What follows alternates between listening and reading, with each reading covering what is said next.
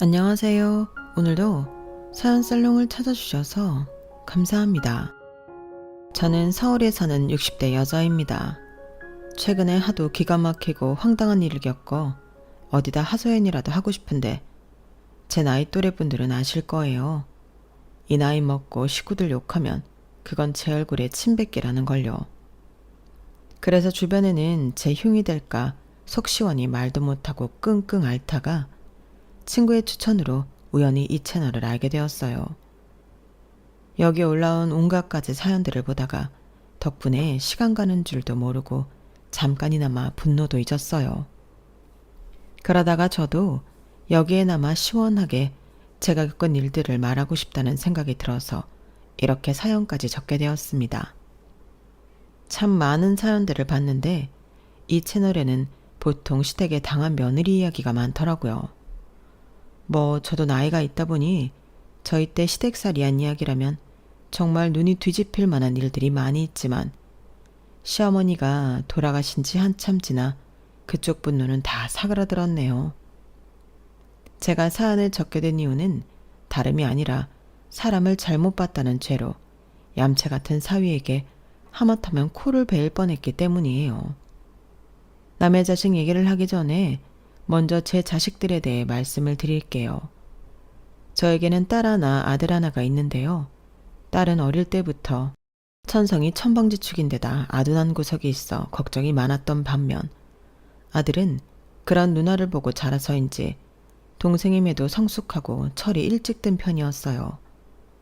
그래서 진로도 방황한다는 핑계로 이 공부 시켜달라 저 공부 시켜달라 해외도 보내주고 별별 노력을 다 했음에도 뱅뱅 돌고 돌아 네일샵을 하고 있어요. 그것도 정말 마지막에 마지막이라고 약속을 겨우 받아내서 제 돈으로 차려준 샵이었죠. 더 이상은 나도 너 하고 싶다는 일 못 시켜주니까 이게 진짜 네 마지막 업이다 생각하고 해. 알겠어? 딸의 변덕을 맞춰주겠다고 쓴 돈만 너무 많아서 자연스럽게 둘째에게 투자하는 건 약간 심리적으로 부담이 되더라고요. 조금 미안한 일이었지만 둘째에게는 처음부터 딱 한 길만 정해서 한 우물을 파라고 교육을 시켰어요. 다행히 아들은 첫째랑은 달리 변덕과는 거리가 멀어서 처음부터 공부 쪽으로 전념을 했고 방황 한 번 없이 지금은 제약회사에 취직해 직장을 잘 다니고 있어요. 어떻게든 원하는 일 시켜서 자립할 수 있게 하려고 노력했던 딸과는 다르게 최소한의 경제적인 지원만 해주고 정작 신경 한번 제대로 못 써준 아들이 오히려 이렇게 잘 살고 있다는 게 참 신기하기도 하고 복잡 미묘한 감정이 들더라고요. 솔직히 말하자면 딸에게 네일샵을 차려주던 날은 얼른 딸을 경제적으로든 심리적으로든 안정적인 남자에게 시집 보내버리고 싶다는 생각이 들었어요. 부모이기 전에 저도 사람인지라 체력이 짱짱했던 40, 50대와는 달리 60대에 접어드니 딸의 존재가 은근히 부담이 됐거든요. 그래서 샵을 차려준 뒤로는 자기 이름으로 된 가게라도 하나 있을 때 얼른 시집 보내야겠다 싶어서 잠깐이지만 결혼정보회사에 등록도 시켜보고 주변에서 들어오는 선자리도 마다하지 않고 제안했어요. 그런데 역시나 변덕이 심한 딸은 한 사람을 오래 진득하게 만나는 법이 없이 이 사람은 이래서 싫다, 저 사람은 저래서 별로다 하며 사귀는 족족 반년을 못 채우고 헤어지더라고요. 세상에 그렇게 완벽하게 네 마음에 드는 사람이 어딨다고 그래. 직업 괜찮고 사람 괜찮으면 됐지. 저번에 그 남자랑은 왜 헤어진 거야? 그 사람은 애초에 외모가 내 스타일이 아니었다니까. 직업 좋고 성격 좋으면 뭐해? 마음이 끌리지가 않는데. 내가 어디서 들었는데 그런 남자 만나면 나중에 나이 들어서 여자가 결국 바람나게 된대. 난 평생 내가 사랑할 수 있는 외모의 남자를 만날 거야, 엄마. 너 그런 거 다 따지려면 언제 사람 진지하게 만나서 결혼할래? 외모 괜찮은 것도 좋지만 사람은 내실이 좋아야 하는 거야. 너 남편 껍데기 뜯어먹고 살래? 엄마는 무슨 말을 그렇게 해. 껍데기는 못 뜯어먹고 살아도 적어도 이세 얼굴은 예쁠 거 아냐. 나는 이세 생각해서라도 외모는 무조건 볼 거야. 어차피 내가 평생 보고 살 사람 고르는 건데 이래라 저래라 하지 마세요. 무엇보다 딸이 가장 중요하게 보는 요소는 외모였어요. 정말 미칠 노릇이더라고요. 연예인이 아닌 다음이야 딸 마음에 완벽히 차는 남자가 일반인 중에 그렇게 많을 리가 없잖아요. 대체 누굴 닮아 그런 건지 그 나이를 먹고도 꿈속에 사는 것 같은 발언만 해대니 제 속은 까맣게 타들어갔죠. 이런 현실감 없는 성격 때문인지 딸 주위에 친하게 지내던 친구들도 점점 떠나가는 것 같더라고요. 엄마, 이번 여름에 나랑 같이 하와이 가주면 안 돼? 지영이 그 기집애 또 하선이랑 하와이 갔다 왔더라. 부러워서 살 수가 있어야지. 넌 무슨 애가 매번 여행을 나하고만 가자고 하니? 가면 내 돈만 쓰려고 하면서. 됐어, 나는 안 가. 너는 네 친구들하고 가. 나도 너보다 내 친구들이랑 가는 게 더 재밌어. 와, 무슨 엄마가 이래. 다른 엄마들은 딸이 여행 가자고 하면 좋아한다던데. 다른 집 딸들은 맨날 이렇게 안 조르나 보지. 여행 가서 자기 돈 잘 쓰고. 너는 맨날 돈 없다고 엄마한테 기대려고 하는데 엄마가 너하고 가는 게 무슨 재미가 있겠어? 아, 진짜 딸이랑 여행 가는 건데 엄마가 좀 내줄 수도 있지. 너무하시네. 그리고 난 친구 별로 없는 거 알잖아요. 여행은 가고 싶은데 같이 갈 사람이 없다고요. 좀 같이 가줘요, 엄마. 아우, 난 싫대도. 정 그러면 얼른 결혼해서 네 남편이랑 여행 다녀. 마음에 드는 남자가 있어야 결혼을 하지. 엄마도 참 매정하다, 매정해. 저도 딸에게는 지칠 대로 지쳤는데 누가 누구 보고 너무하다는 건지. 주위에 사람이 다 떠나니 딸은 저만 붙잡고 놀려고 하는데 그것도 그것대로 스트레스였어요. 그러던 어느 날 오랜만에 동생과 통화를 하다가 이런 이야기들을 하소연을 하게 됐어요. 한참을 듣던 동생이 문득 이러는 거예요. 언니, 나 회사에 우리 부서 바로 옆 팀에 회사 들어온 신입이 진짜 훤칠하고 잘생겼는데 세진이한테 한번 소개받아 볼지 물어볼래? 그래? 사람은 괜찮고? 외모도 외모지만 난 사람이 중요해서. 나는 사실 옆 팀이라 많이 이야기 나눠본 건 아닌데 회사 내에서 평판은 좋은 것 같더라. 예의 바르고 싹싹하고 성실하다고. 그래? 그래도 기본적인 중요한 덕목은 다 갖췄네. 에휴, 한번 물어나 볼게.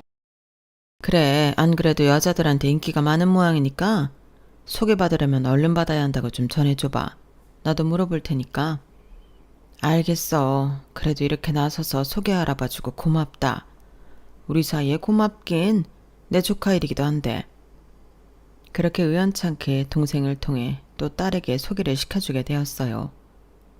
동생이 보내온 사진을 딸에게 보여주자 딸이 자기 스타일이라면서 아주 온갖 호들갑을 떨며 기뻐하더라고요. 사진 속 남자는 제가 봐도 단정하고 깔끔한 이목구비에 수려한 외모를 가지고 있었어요.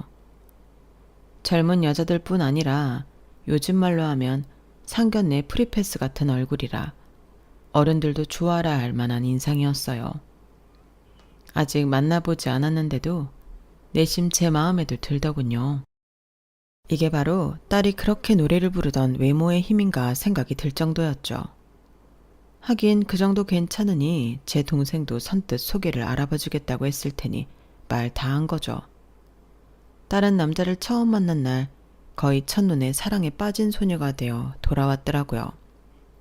엄마, 나 이 사람 너무 마음에 들어. 어떡해? 나 이 남자랑 꼭 결혼해야겠어. 아니, 결혼할 거야. 딸이 그렇게까지 마음에 들어하는 모습은 처음 봐서 정말로 결혼할 인연이라는 건 따로 있는 건가 싶으면서도 너무 설레발치는 건 아닌지 걱정이 들었어요. 아니, 그 남자 의사는 안 물어보니? 남자는 반응이 어땠는데? 널 마음에 들어하는 것 같아? 응, 우리 오늘 정말 많은 대화를 했거든. 그 사람도 결혼을 전제로 만날 사람을 찾는 것 같더라고. 완전 딱이지? 그리고 무엇보다 오늘 집 앞까지 날 데려다주고 다음 약속까지 잡고 헤어졌어. 그래? 그럼 마음에 든 거네. 다행이다. 그러니까 엄마, 나 너무 행복해. 나 잘 되면 진짜 이모한테 절하려고. 나 진짜 이 남자 아니면 결혼 안 할 거야. 엄마, 절대 반대하지 마. 나중에 말 바꿔서 갑자기 마음에 안 든다고 하면 나 진짜 죽을 거야. 알겠지? 그래, 그렇게 마음에 들면 네가 잘 꼬셔서 데리고 와봐. 참, 우리 딸은 언제 철이 들려나 싶어 어이가 없으면서도 저렇게 아이처럼 순수하게 좋아하는 모습을 보니 내 자식은 내 자식이라 그런지 귀엽기도 하고 덩달아 기분이 좋아지더라고요. 아직 첫 만남이었을 뿐이니 그 남자애가 부디 우리 딸을 마음에 들어하길 하늘에 기도하는 수밖에 없었어요. 다른 사람에게 집중하게 되니 저는 자연스럽게 딸의 관심에서 벗어났어요. 딸이 집에서 저만 쳐다보고 있는 게 가끔 답답하게 느껴졌었는데 그 남자랑 잘 해보겠답시고 그러고 있으니 저도 제 시간을 자유롭게 쓸 수 있게 되어서 너무 좋았어요. 그러던 어느 날 딸은 다행히 몇 주 안 지나서 바로 좋은 소식을 들려주었어요. 엄마, 나 됐어. 나 그 사람이랑 만나기로 했어. 정말 축하한다. 그렇게 좋아하더니 잘 만나서 결혼까지 꼬린시켜봐. 그니까 엄마가 나 좀 도와줘. 내가 도와줄 게 있나. 둘이 사이좋게 잘 지내면 되지. 아, 그러니까 그러려면 가끔 엄마 도움도 필요하고 딸 시집 잘 가게 협조 좀 해달란 말이에요. 그래, 내가 뭐가 필요하다는 건지 모르겠지만 도움 필요하면 말하렴. 그땐 그 말이 아리송하게 들려서 대충 흘려 넘겼어요. 그 말의 진정한 의미를 깨닫게 된 건 딸이 결혼을 한 이유였어요. 너무 늦게 깨달은 거죠. 아무튼 딸은 그렇게 지금의 사위와 결혼을 하기 위해 연애 기간 내내 안절부절 못하며 조금이라도 그 애의 마음을 얻기 위해 고군분투했고 아무리 제가 딸에게 지쳤어도 자식이 그렇게 좋아하는 사람과 결혼하고 싶어하는 모습을 보면 어떻게든 이어주고 싶더라고요. 엄마, 나 프로포즈 했어. 우리 결혼하기로 했어. 프로포즈 받았다고? 아니, 내가 했어. 요즘은 여자들이 프로포즈를 하니? 이런 얘기를 하면 옛날 사람이라고 욕먹을 수도 있겠지만 제가 젊었을 때만 해도 여자가 남자에게 프로포즈를 하는 건 꿈에도 상상 못한 일이었기 때문에 처음에 저는 제 귀를 의심했어요. 당연히 딸이 받았다는 건 줄 알았는데 딸이 했다는 소리더라고요. 솔직히 처음 딱 들었을 땐 그놈이 뭐라고 내 딸이 이렇게까지 해야 되나 싶어서 자존심이 상하더라고요. 내가 너 때문에 못 산다. 프로포즈를 받아도 모자랄 마당에 네가 하고 있어? 내 친구들 딸들도 다 애인한테 프로포즈 받아서 결혼하던데 너는 그걸 받아줬다고 좋아하니? 아무리 걔랑 결혼이 하고 싶었어도 그렇지 연애나 부부 사이나 미묘하게 가불관계가 있는 거 몰라? 그렇게 결혼하면 걔가 너 우습게 보지 않겠어? 뭐? 에이, 엄마는 진짜 왜 이렇게 옛날 사람이야? 요즘 프로포즈에 남녀가 어딨어. 결혼하고 싶은 사람이 결혼할래? 하는 거지. 나 그렇게 거창하게 안 했으니까 그런 눈으로 안 봐도 돼. 그냥 좀 좋은 시계랑 꽃다발 좀 이쁜 거 주면서 얘기했어. 좀 좋은 시계? 어디 건데? 그때 제 딸도 30대 초반쯤 됐었기 때문에 그 나이 때 좋다고 여겨질 시계면 값이 꽤 나갈 게 뻔했어요. 게다가 제 딸은 약간 허영심도 있는 성격이었기 때문에 스스로 좀 좋은 거라고 말할 정도면 보나마나 값나가는 브랜드 시계일 확률이 높았죠. 그래서인지 딸은 끝까지 어디 브랜드 시계인지는 말을 안 해주더라고요.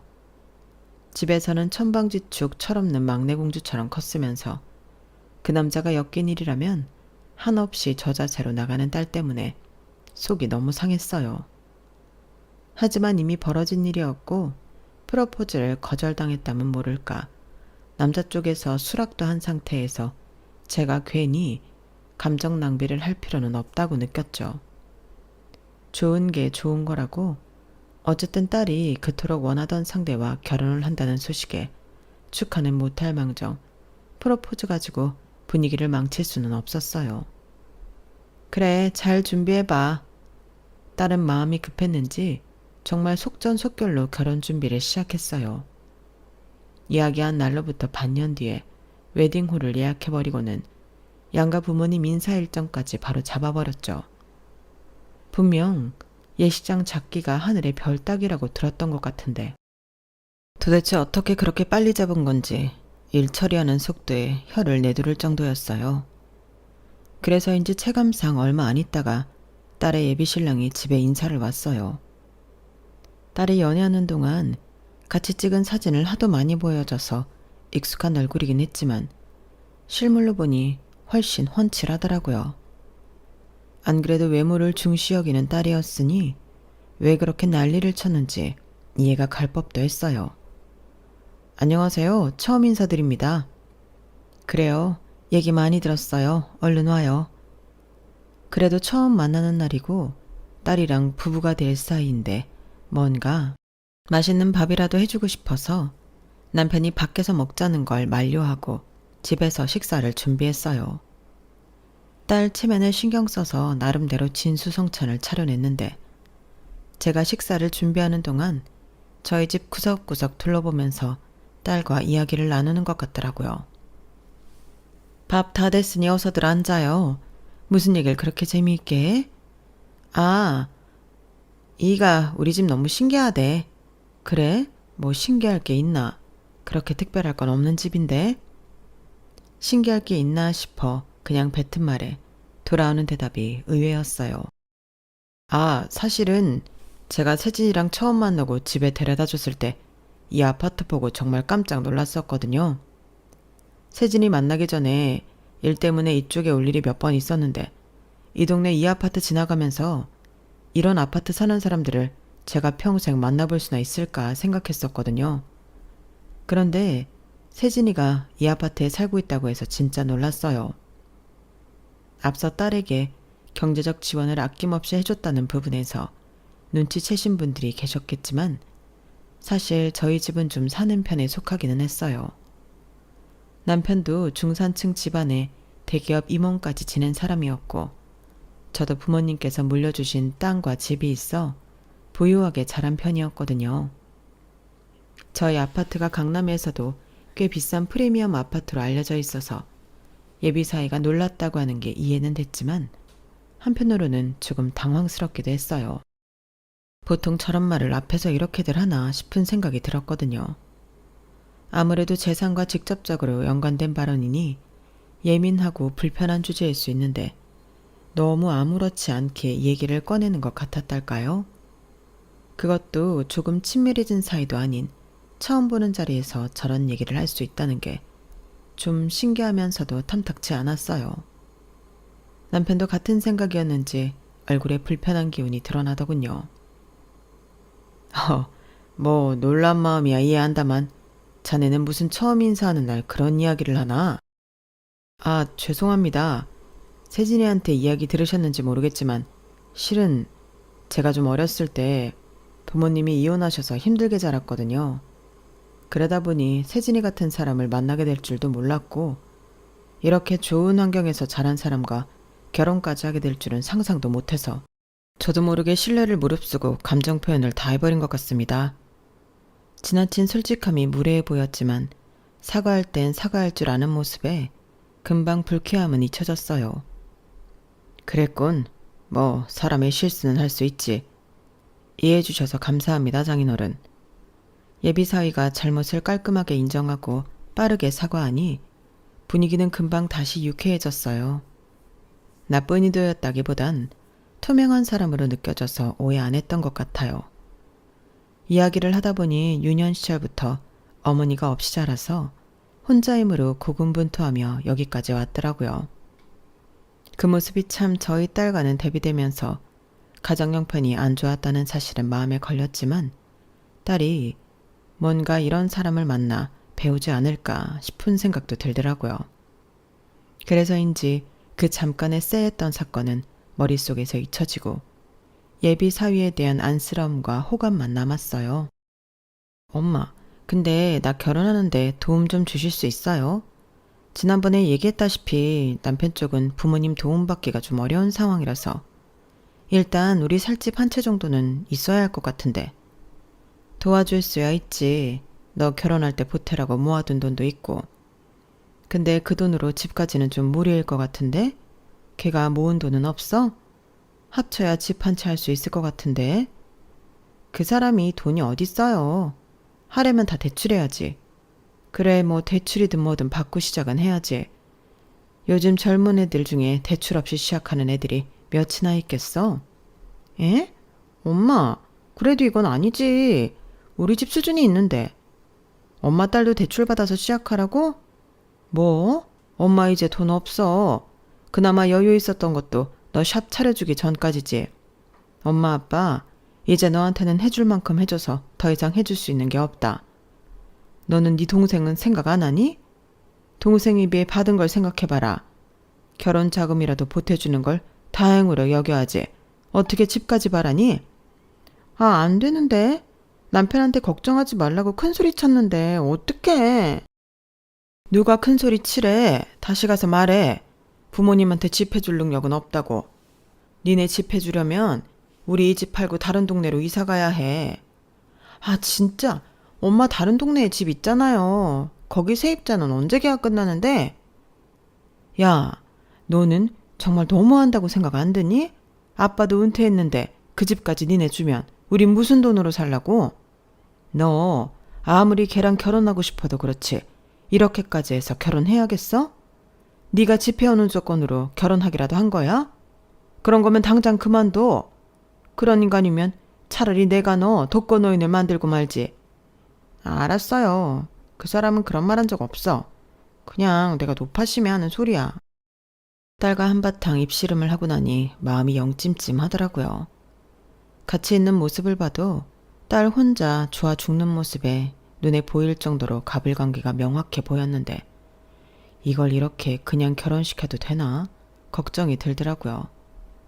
그래도 예비 사이도 딸을 좋아하니까 결혼을 하려는 거겠지 싶어서 애써 그런 생각은 안 하려고 노력을 했어요. 그리고 결혼에 보태줄 수 있는 선은 명확히 그어놨으니 혹시나 딸의 배경 같은 것에 관심이 있어 하는 결혼이라면 이쯤에서 포기하겠지 싶기도 했고요. 제가 하도 단호하게 나가니 딸도 그 이후로는 더 이상 집 얘기는 꺼내지 않았어요. 불편한 이야기가 오가지 않으니 결혼 준비는 순조로웠고 그렇게 딸은 무사히 결혼식을 올리게 됐죠. 걱정을 했던 것과는 달리 결혼 전에는 이런저런 에피소드로 내심 불편하게 느껴지던 사위가 결혼 후에는 특유의 싹싹함으로 집에도 자주 인사하러 들리고 안부 인사도 잘해서 저희 부부의 호감을 샀어요. 장인어른 장모님, 저희 왔어요. 아유, 니네도 바쁠 텐데 뭘 또 찾아왔어. 그래도 어떻게 지내시는지 한 번씩 찾아뵈어야죠. 아유, 그렇게 말하기엔 지난주에도 왔었잖아. 세진이가 장모님을 특히 애틋하게 생각해서요. 결혼 전엔 매일 붙어 있었는데 결혼하고 떨어져서 사니 장모님 얘기만 해요.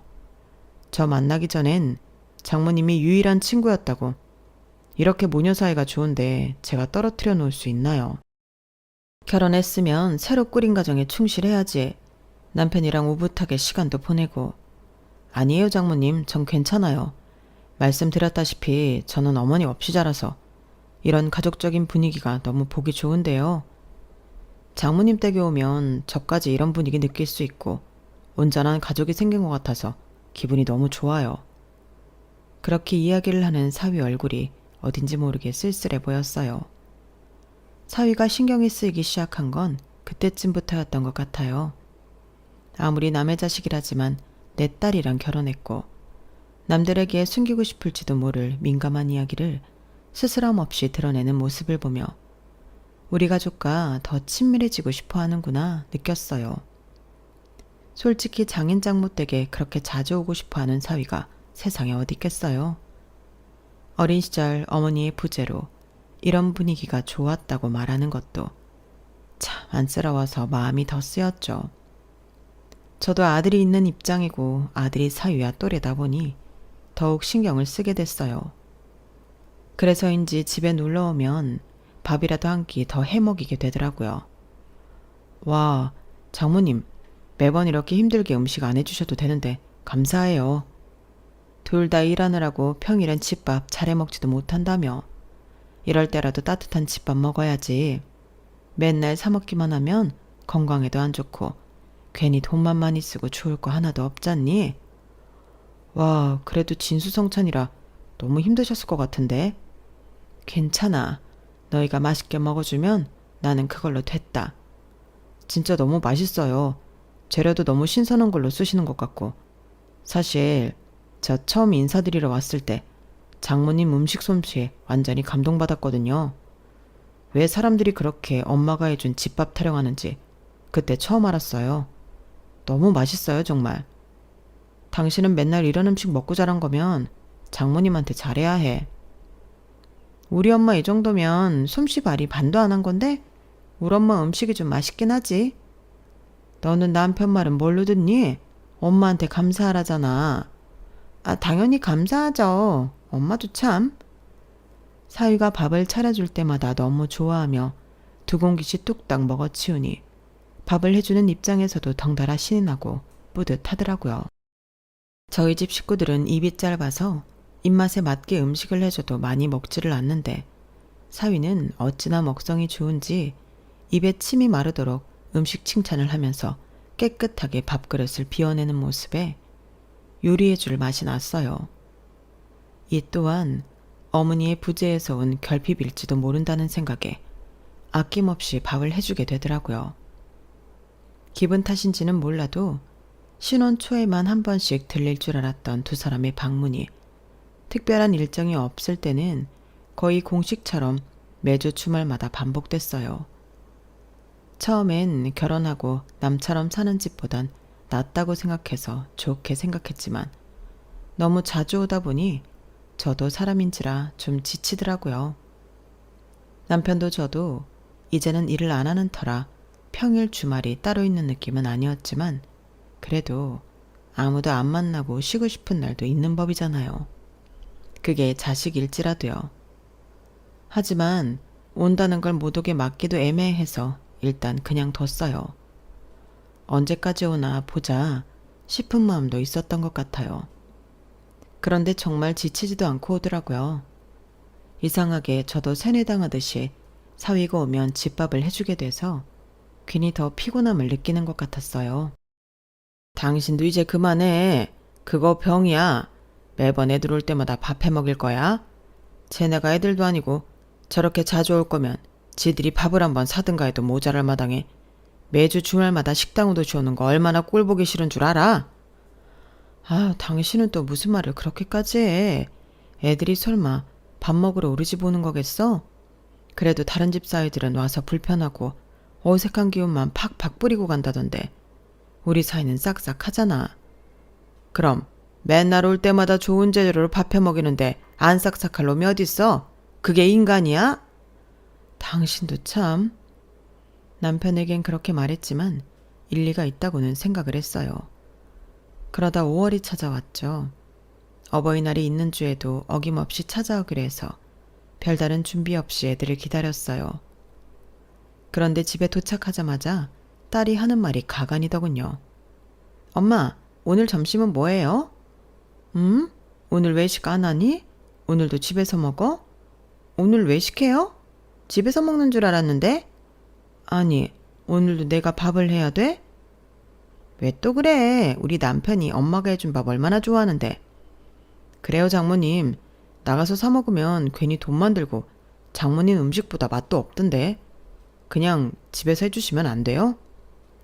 너무 어이가 없어서 벙쪄 있는데 보다 못한 남편이 호통을 치더라고요. 니네 지금 제정신이야? 어버이날이라고 찾아온 것들이 밥을 한 끼 사주지는 못할 망정 오자마자 뭐? 메뉴가 뭐냐고? 너는 시집을 갔으면 그렇게 집밥 좋아하는 내 남편 네 손으로 차려 먹이던가 하지. 왜 쓰잘데기 없이 맨날 끌고 와서는 밥만 축내고 가냐? 이럴 거면 결혼을 왜 했어? 아빠. 그리고 너 장모가 매번 고생해서 밥 해 먹이는데 감사한 줄 알고 적당히 해야지. 둔치라는 게 있기는 한 거야? 매주 주말마다 하는 것도 없이 놀러와서 밥만 두 끼 꼬박 얻어먹고 집에 가버리고 여기가 니네 주말 식당이야? 장인어른 그런 게 아니라요. 아니면 이제 오지 마. 니네 이제 출입 금지야. 남편이 단호하게 선을 그으니 사위도 깨갱하더라고요. 남편은 두 사람을 내쫓듯 보내버렸어요. 아휴, 저것들 꼴을 안 봐야 속이 시원하지. 그 뒤로는 정말 발걸음을 끊나 싶었는데 언제부턴가 딸 혼자 야금야금 집에 찾아오더라고요. 넌 또 왜 왔어? 내가 출입 금지라고 한 거 잊었어? 아, 아빠 왜 그래요 진짜. 딸한테까지 이러기야? 내가 눈치껏 남편은 안 데리고 왔잖아. 너라고 뭐 다를 거 있어?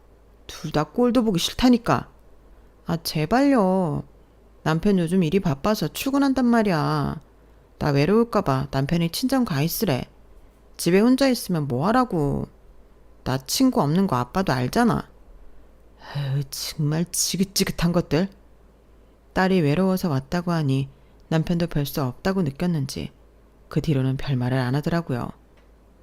엄마, 이 반찬 너무 맛있다. 남편이 엄마 음식 너무 그리워하던데 이거 좀 싸주면 안 돼? 뭐? 너 아빠한테 그렇게 혼나고 너 아직도 그 소리야? 아, 왜? 아빠가 너무 매정한 거 아니야. 우리 남편 엄마도 없이 자랐는데 좀 그럴 수도 있지. 남편도 반성 많이 하고 있단 말이야. 걔도 걔지만 너도 문제야. 너 아직도 남편 말이라면 꼼짝 못하고 사니? 그런 관계가 마냥 좋은 건 줄 알아?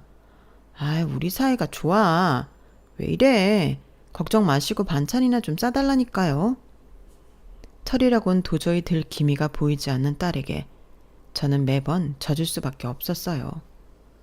바보 같다고 느끼실 수도 있겠지만 부모 마음이 참 어쩔 수가 없더라고요.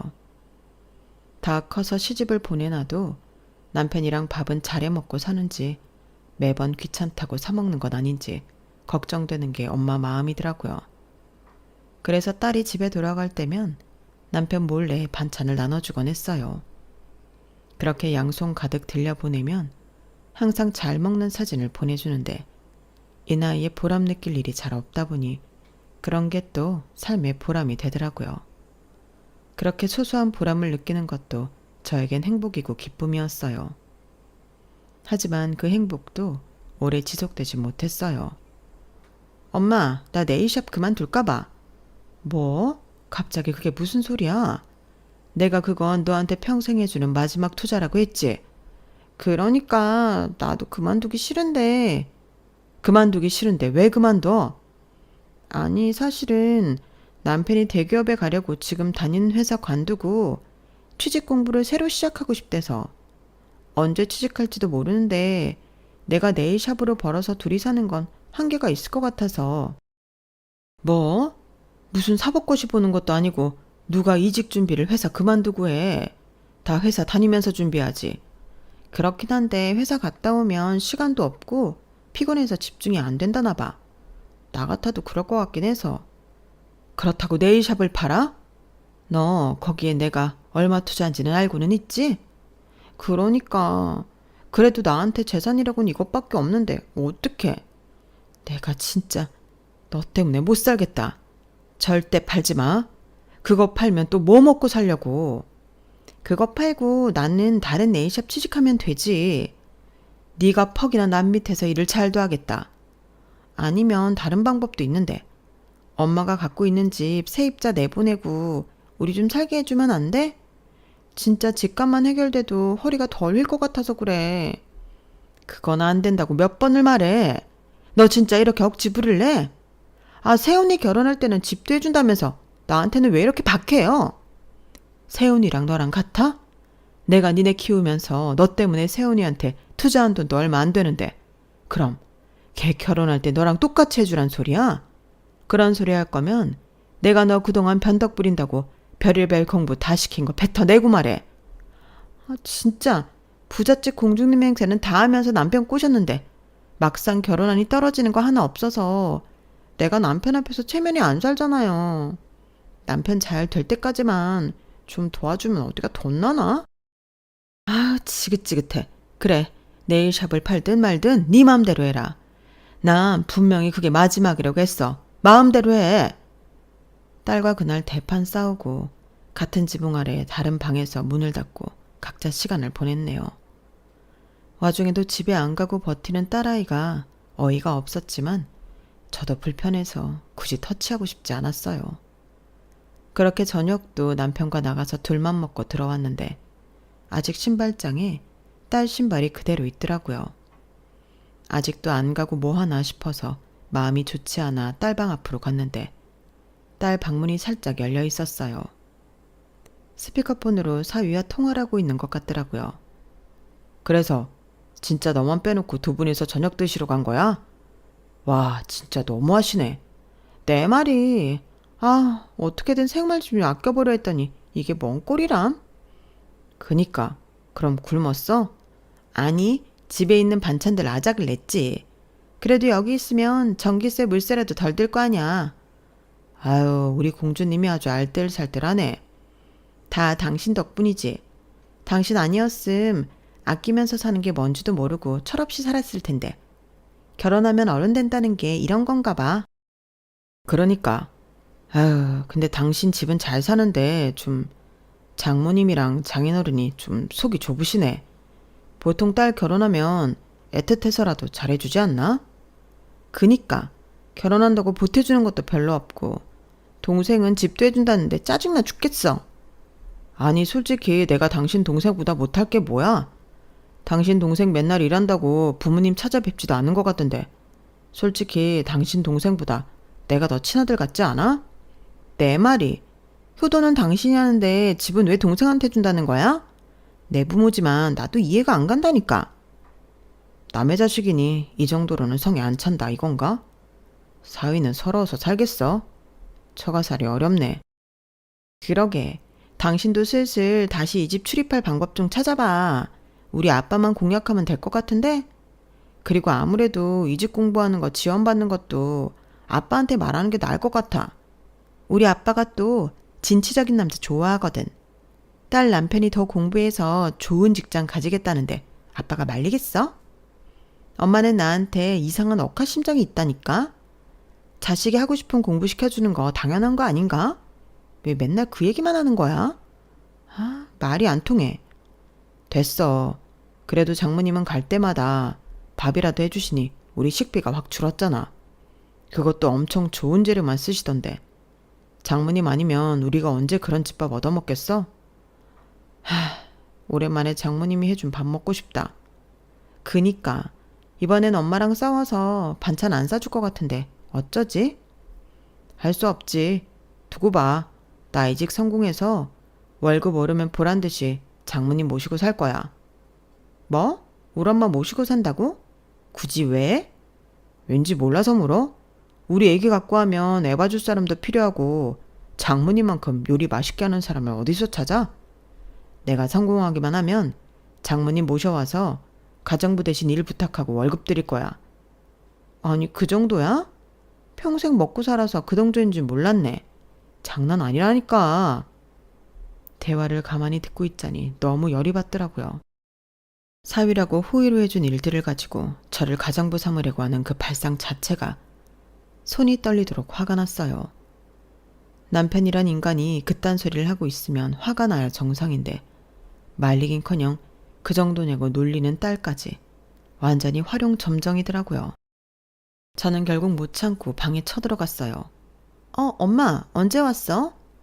너 지금 제정신이야? 김서방 당장 바꿔. 갑자기 그게 무슨 소리야? 다 들었어? 그래. 내가 너 같은 걸 딸이라고 그동안 애지중지 키웠던 게 한심하다. 난 살면서 너한테 할 만큼 했어. 더 이상은 너한테 뭘 해주고 싶지가 않다. 저는 그 길로 남편과 함께 딸을 데리고 딸 집으로 쳐들어갔어요. 언제 들어온 건지 사위란 놈이 집에서 무릎 꿇고 앉아있는데 너무 가증스러워서 웃음도 안 나더라고요. 저는 사위 쪽은 쳐다도 안 보고 냉장고를 열어 제가 해준 반찬들을 다 개수대에 부어버렸어요. 장모님. 장모님? 그 입 다물어. 내가 집에 사회를 들인 게 아니라 파렴치한 식충이를 들였네. 내 다시는 니네 꼴 보기도 싫으니까 내가 보태준 5천 갚고 네일샵도 당장 내놔. 엄마 언제는 팔지 말라면서요. 나 죽는 걸 보고 싶어? 나랑 영영 끊고 살고 싶지 않으면 네일샵도 내놓고 내 돈도 다 갚아. 나중에 내 재산 한 푼이라도 더 물려받고 싶으면. 여보, 그냥 장모님 말씀 듣자. 우선은 장모님 하라는 대로 해. 우리가 잘못했으니까. 이것들이 그냥 이야기를 하면 안 들을 것 같아서 일부러 재산 얘기를 꺼냈더니 사위놈이 금방 꼬리를 내리고 딸을 설득하더라고요. 딸은 못마땅해하는 것 같았지만 서슬퍼런 저와 남편의 안색을 보고는 이러다 정말 영 끊기겠다 싶었는지 순순히 말을 들었어요. 내일 샵도 처분하고 결혼 자금에 보탠 5천만 원도 얼마 안 있다 갚았죠. 장모님, 저희 정말 반성 많이 하고 있습니다. 한 번만 용서를 해주세요. 저희가 더 잘할게요. 네? 글쎄, 한때 내 아들 또래인데다 사랑도 못 받고 자랐다고 하도 징징대서 좀 잘해주려니. 나를 가정부로 알고 장인은 돈 나올 지갑 정도로밖에 안 보는 것 같아서 내가 과연 용서를 할 수 있을지 자신이 없네. 저야 그렇다 치지만 세진이는 장모님의 소중한 딸이잖아요. 쟤한테도 난 질릴 대로 질려버렸어. 더 이상은 돈 가지고 씨름하고 싶지 않아. 그래도 세진이 그 좋아하던 네일샵도 처분하고 장모님 원하시는 대로 하고 돈도 다 갚았는데 설마 나중에 재산도 안 나눠주실 건 아니죠? 거봐. 니네가 내가 재산 안 물려줄까봐 이러는 거 내가 모를 줄 알아? 계산도 다 끝났겠다. 난 너희들이랑 더 이상은 얼굴 마주보고 살고 싶지가 않다. 다시 연락하지 마. 정말 있는 대로 정이 다 떨어져서 그 통화를 끝으로 전화번호를 차단해버렸어요. 그랬더니 집 앞까지 찾아와서 애원을 하길래 살던 집을 파자버리고 이사를 가버렸어요. 지금은 딸에게 받아낸 5천만 원은 아들에게 주고 딸 소식은 아들 통해서만 듣고 있네요. 아들도 이제 그만 누나랑 매형 용서해주는 게 어떻겠냐고 설득하는데 전 정말 그러고 싶지가 않네요. 그동안 부모된 마음으로 늘 애틋하고 애달프게 생각해왔던 마음들이 다 짓밟혔다고 생각하니 피를 나눈 자식 새끼라도 보고 싶지가 않아요. 언젠가 지들이 애를 낳는다면 이 감정을 꼭 느껴봤으면 좋겠네요. 아무리 자식이라도 참. 털어놓고 나니 많이 시원하네요. 들어주셔서 고맙습니다. 가족들과 건강하게 행복하게 꽃길 걸으세요. 여러분, 사연 댓글에 응원과 현명한 조언 부탁드려요. 좋아요와 구독은 저에게 큰 힘이 됩니다. 오늘도 좋은 일 가득하세요.